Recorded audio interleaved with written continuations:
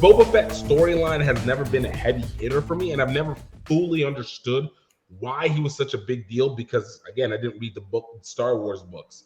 But I feel like that's what we're going to be able to get, at least in Old Man Boba Fett. But I just think I really don't know what to expect from this show. Like, I have no clue how they're going to present it because there's so many ways. Is he going to go back to being, is it going to be now Gang Lord Boba Fett, which is what it seems like, but and do something like what they did with Darth Maul and open up that? Or are we going to get like a anti-hero Boba Fett, you know, where he's does morally ambiguous things with the heart of gold, which is also very possible. But like, I want to know more. I feel like this is going to be the first time that we're going to get like a legitimate knowledge of Boba Fett. And I'm actually more interested to know about his past and him after getting thrown into the Rangor's mouth than I am about what happens afterwards. Or at least how if since we are doing afterward, how these things impact each other. Boba Fett's supposed to be a clone too, right? No. He's the original. Yeah, he's the original. So his father. Sorry, is the original. He's supposed to be. His father is original, and he was the natural. He was the natural child of his father. Everyone else was clones because remember in the second one. Yeah, you know, Ewan McGregor's walking around, Obi-Wan's walking around, and he says, all these are clones, but this one's actually mine. Yeah. This child, and that was Boba Fett. So I'm really interested to see how these connect with each other in terms of how he functions in this world more, because I'm just really looking forward to seeing how much they retcon everything to get The Force Awakens and that whole trash trilogy into making it good. I'm not sure. Well, they don't have to worry about The Force Awakens. Force Awakens is fine, but can they retcon? No, it's the whole. You have to do the whole thing all over. Like you have to retcon the entire process. So everything has to lead in to make sense as to why this thing ended the way it did in its garbage format and how this. I don't know. See, it's funny you said that they're going to expand the Star Wars universe because I get the feeling with this one basing it on Tatooine. Some very, very familiar territory there. And I got a feeling he's going to be like the gangs of Tatooine, right? This could be, it feels like it's kind of, you know, going back a bit. It's kind of like revisiting Tatooine, revisiting the stories of Tatooine, revisiting some of the characters there. And I reckon he's going to be, and I think he says something like this. He says this talk, he says, look, I'm going to rule this planet. And I'm going to be the big boss, and I'm going to, you know, be the next Jabba the Hutt. You can either be for me or against me.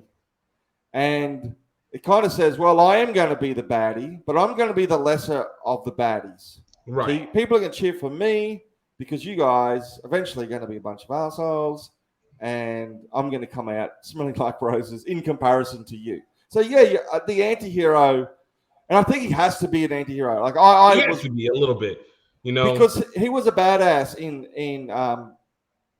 The Empire Strikes Back. Like he chased down our beloved Han Solo and he put him into the ice, sold him, walked away. He had like the least seen stuff on Empire on the entire Star Wars trilogy. Like he had like 3 scenes. He just made an impact. People just I feel like his impact has been so much more written stuff than it has ever been. His death in Return of the Jedi. Sorry, not death because he's alive, right?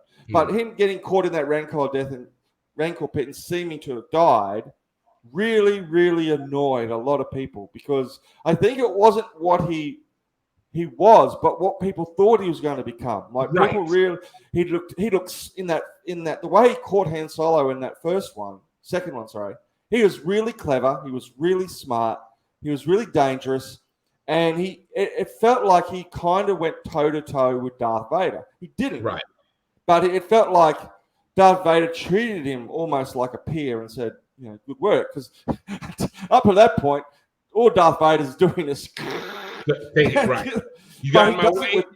So Boba Fett comes out and goes, oh, there's real potential here, but this guy could be a real badass. And then he falls into the pit because he gets his backpack smacked by a blind Han Solo. And that's it. It's like, much to do about nothing. That was like a little bit how I felt a little bit with the Winter Soldier.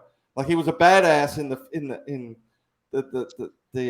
Captain America, and he never reached that kind of height again until maybe the TV series. Well, I mean, once a bad guy goes good, all their cool stuff disappears and all their strengths get halved.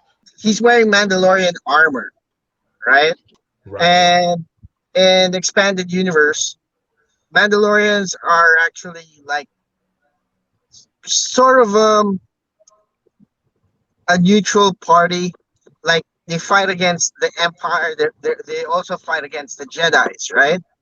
Mm-hmm. So it's kind of hard to put him in a bad or good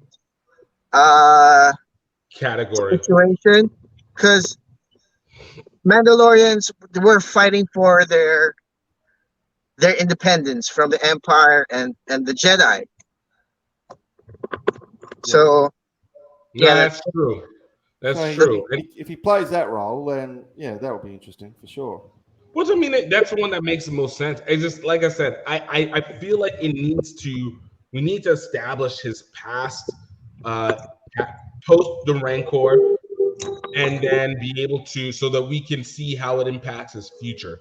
And it also allows us to have the empathy. And whenever he does morally ambiguous stuff, because he's going to do morally ambiguous stuff, we're gonna like the morally ambiguous stuff, but then he's gonna be doing the good stuff that makes him likable even more, and just do enough to balance it. So in the end, I think The Mandalorian was great.